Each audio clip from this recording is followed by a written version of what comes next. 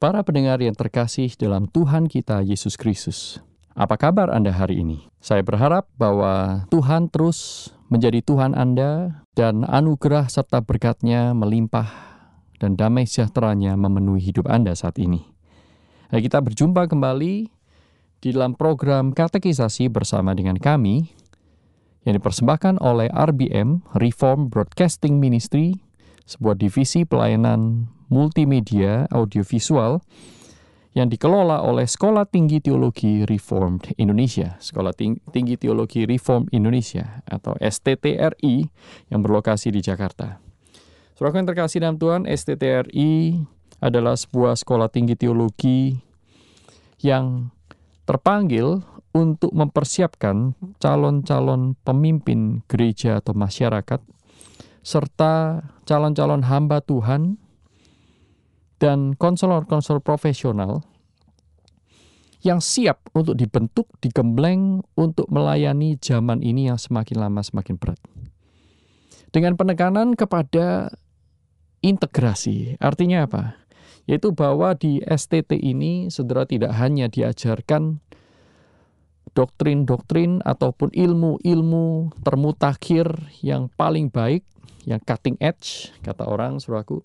Tetapi saudara juga digembleng, dididik, dibentuk untuk menjadi pribadi-pribadi yang mampu, bukan hanya tahu, tetapi mampu mengintegrasikan, mendaratkan, mewujudkan iman Kristiani yang murni yang dipelajari itu di dalam hidup sehari-hari. Nah, saudaraku yang terkasih dalam Tuhan, jikalau Anda ingin mengenal lebih lanjut atau ingin berbagian di dalam pelayanan kami, silakan kunjungi website kami di www.reformindonesia.ac.id, www.reformindonesia.ac.id, atau telepon via nomor 021 799 0357. 021 799 0357. Nah, kita sudah sampai kepada bagian terakhir dari seluruh rangkaian program katekisasi bersama dengan kami. Kita saat ini membahas permohonan yang kelima dan yang keenam serta penutup doa di dalam doa Bapa Kami yang merupakan bagian terakhir dari Katekismus Heidelberg. Nah, saudaraku, permohonan yang kelima dalam doa Bapa Kami berbunyi, ampunilah kami akan kesalahan kami, seperti kami juga mengampuni orang yang bersalah kepada kami. Apa artinya ketika kita berdoa seperti ini? Maka jawab dari katekismus adalah, yaitu segala kesalahan dan kejahatan yang senantiasa melekat kepada kami, orang berdosa yang malang ini, janganlah kiranya engkau tanggungkan kepada kami.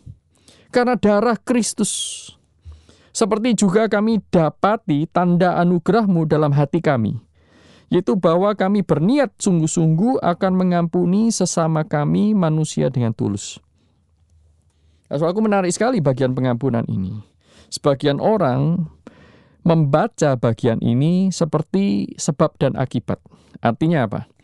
Karena saya mengampuni orang yang bersalah kepada saya, maka Tuhan harus mengampuni saya. Nah, jadi kita sandarkan pengampunan Tuhan di atas dasar pengampunan kita kepada orang lain. Jadi pengampunan Tuhan berdasarkan pengampunan kita kepada orang lain. Nah, saudaraku, apakah ini yang diajarkan oleh Tuhan? Apakah itu memang dimaksud oleh Tuhan Yesus di dalam bagian ini? Nah, saudaraku, kita melihat bahwa Katekismus Heidelberg mengajarkan bahwa tidak demikian. Tetapi justru ketika kita berdoa, ampunilah kami akan kesalahan kami, seperti kami juga mengampuni orang yang bersalah kepada kami, itu mempunyai arti bahwa Tuhan, ampunilah saya, hanya Tuhanlah sebagai pengampun. Daud pernah berkata, hanya kepadamu lah saja aku berdosa. Nah, saudaraku, seiring dengan jiwa atau spirit Daud ini, kita percaya bahwa pengampunan itu hanya datang kepada Tuhan dan sama sekali bukan berdasarkan apa yang kita perbuat. Nah, saudaraku, memang dalam ayat Alkitab seolah-olah kalau kita baca sepintas itu terdapat sebab dan akibat. Misalnya 1 Yohanes 1 ayat 9. Jika kita mengaku dosa kita, maka Allah yang setia dan adil akan menyucikan dan membersihkan kita dari segala dosa. Seolah-olah tindakan penyucian, pengudusan kita bergantung dari perbuatan kita yang mengakui dosa. Tetapi sebenarnya tidak demikian, saudaraku. Ini adalah sebuah doa yang kita panjatkan. Kalau kita berdoa meminta Tuhan mengampuni, itu berarti tidak mempunyai nada kita memerintah. Kita beranjak dari dalil sebab dan akibat, kita minta Tuhan konsisten dengan dalil sebab dan akibat itu. Bukan, saudaraku. Kita harus ingat bahwa ketika kita berdoa, mengucapkan kalimat ini, kita menganggap dia sebagai Bapa kita. Ya, kita ingat lagi dari permohonan yang pertama, pembuka dari doa Bapa kami, yaitu memanggil dia sebagai Bapa. Jadi kita berdoa meminta pengampunan kepada Bapa. Oh, ini artinya dalam, saudaraku. Mengapa? Karena pertama, kita menjadi anak-anak Bapa itu artinya kita sudah mendapatkan pengampunan. Nah, kalau kita sudah mendapatkan pengampunan, mengapa minta ampun lagi? Nah, saudaraku, di sini kita harus melihat permohonan pengampunan ini sebagai sebuah ekspresi dari kehidupan rohani yang sehat. Seseorang yang mempunyai hubungan relasi dengan Allah yang sehat, ketika dia berbuat salah, dia akan minta ampun kepada Tuhan sekalipun dia tahu bahwa Allah sudah mengampuni dia di dalam Yesus Kristus. Tetapi pengampunan ini Tuhan Yesus ajarkan, ya, permohonan ampun ini Tuhan Yesus ajarkan kepada kita supaya saudara dan saya tidak menjadi orang yang keblinger. Menjadi orang yang merasa paling benar, menjadi orang yang merasa sudah suci. Tetapi justru kita perlu continually, ya, terus-menerus berkesinambungan, mempunyai dan memelihara kepekaan akan dosa. Nah, Tuhan ajarkan kita untuk berdoa mohon pengampunan kepada Tuhan untuk mengampuni dosa-dosa kita. Bukan berarti dosa-dosa itu belum diampuni dalam Kristus, sudah diampuni, saudaraku. Tetapi kita berdoa supaya Tuhan memberikan sense of forgiveness. Ya, satu perasaan diampuni kepada saudara dan saya. Yang kalau kita berbuat dosa, perasaan itu hilang, saudaraku. Ketika kita berbuat dosa, dengan kondisi hidup yang dilahirbarukan ini, saudara dan saya tidak akan tenang ketika kita berbuat dosa. Karena di sana ada Roh Kudus. Roh Kudus akan terus menuduh, mendakwa, sampai kita itu datang kepada Allah membereskan dosa-dosa kita. Jadi di sini, saudaraku, permohonan ampun di sini bukan permohonan ampun yang bersifat menyelamatkan, ya, tetapi ini permohonan ampun yang bersifat restorasi. Kalau permohonan ampun yang bersifat menyelamatkan, itu kita peroleh di dalam Yesus Kristus ketika saudara dan saya pertama kali menerima Yesus sebagai juru selamat. Tuhan, aku orang berdosa, ampunilah aku menerima Yesus Kristus sebagai juru selamat. Aku mau meninggalkan hidupku yang lama dan aku mau hidup yang baru. Nah, saudaraku, itu adalah permohonan ampun yang satu kali terjadi di dalam kehidupan rohani seseorang. Ini menandai dimulainya keselamatan yang kekal. Tetapi permohonan ampun yang dimintakan oleh Tuhan Yesus ini bersifat sesuatu yang sehari-hari. Kita sudah menjadi anak Bapa. Nah, kalau yang pertama itu adalah permohonan ampun untuk menjadi anak-anak Bapa. Nah, sekarang sudah menjadi anak-anak Bapa, kita itu exercise atau melatih kepekaan akan dosa dan demi untuk memelihara relasi yang sehat dengan Tuhan. Nah, saudaraku yang terkasih dalam Tuhan, itulah sebabnya Katekismus Heidelberg di sini berkata bahwa ketika saya mengampuni orang lain, di sana saya sadar bahwa kemampuan mengasihi orang lain ini berasal dari Tuhan. Nah, kalau Tuhan sudah memberikan anugerah seperti itu berarti merupakan satu tanda, satu jaminan bahwa Tuhan sebenarnya sudah mengampuni kita. Jadi saudaraku, kita diminta oleh Tuhan untuk datang. Tuhan, ampunilah kami akan kesalahan kami, seperti kami menyadari ketika kami mengampuni orang yang bersalah kepada kami sudah mendapatkan anugerah itu. Sehingga melalui doa yang dinaikkan dengan tulus, penuh penyesalan seperti ini, saudaraku, hati nurani kita boleh dimurnikan. Hati nurani kita boleh disucikan. Kita bisa jadi dekat kembali dengan Tuhan. Kepekaan akan kehadiran Tuhan itu dipulihkan lagi oleh Tuhan. Nah, sekarang permohonan doa yang ke-6, yang terakhir. Yaitu, dan janganlah membawa kami ke dalam pencobaan, tetapi lepaskanlah kami dari yang jahat. Apakah artinya? Artinya, seperti dikatakan oleh Katekismus Heidelberg nomor 127, yaitu bahwa kita mengakui bahwa kita ini lemah, sehingga kita tidak sanggup bertahan sesaat pun. Apalagi, musuh kita itu turun-temurun adalah iblis, dunia dan daging kita sendiri. Sehingga dengan tiada henti-hentinya mereka menyerang kami. Maka dukung kami, support, kuatkan kami dengan kuasa Roh-Mu yang kudus, supaya kami tidak kalah dalam peperangan rohani ini, tetapi selalu melawan dengan sekuat tenaga sampai kelak kami beroleh kemenangan akhir. Nah, saudaraku, ini adalah sebuah dimensi spiritual warfare, sebuah dimensi peperangan rohani yang dahsyat, yang Tuhan Yesus ingin saudara dan saya selalu mengingat. Kita ini tidak hidup di surga, kita hidup di dunia, di mana di dalam dunia ini iblis masih mempunyai kuasa sekalipun terbatas. Tuhan Yesus berdoalah demikian, menyadarkan kita, saudaraku, berdoalah demikian. Berdoalah supaya engkau itu meminta kepada Tuhan, supaya Tuhan menjauhkan kita dari segala pencobaan. Tuhan, jangan membawa kami ke dalam pencobaan, tetapi lepaskanlah kami dari yang jahat. Tuhan memang tidak mencobai dan dia tidak dicobai oleh siapapun. Tetapi ketika orang dicobai, dia dicobai oleh keinginannya sendiri. Demikian kata firman Tuhan. Sehingga ketika kita berkata, janganlah membawa kami ke dalam pencobaan, ini adalah ekspresi bahwa saudara dan saya adalah orang-orang yang lemah. Kita sadar di hadapan Tuhan, Tuhan, jikalau engkau tidak bersama dengan aku pasti jatuh. Jikalau Tuhan tidak menolong aku, mendukung aku, menopang aku akan begitu mudah jatuh ke dalam dosa. Karena apa? Musuh turun-temurun itu tidak pernah ganti, yaitu iblis, dunia, dan kedagingan diri sendiri. Saudaraku, penting sekali untuk menyadari bahwa musuh kita, ya, paling tidak iblis, itu sudah berusia ribuan tahun, lebih daripada ribuan tahun. Iblis mempunyai pengalaman menjatuhkan manusia itu seumur dengan peradaban manusia itu ada di muka bumi.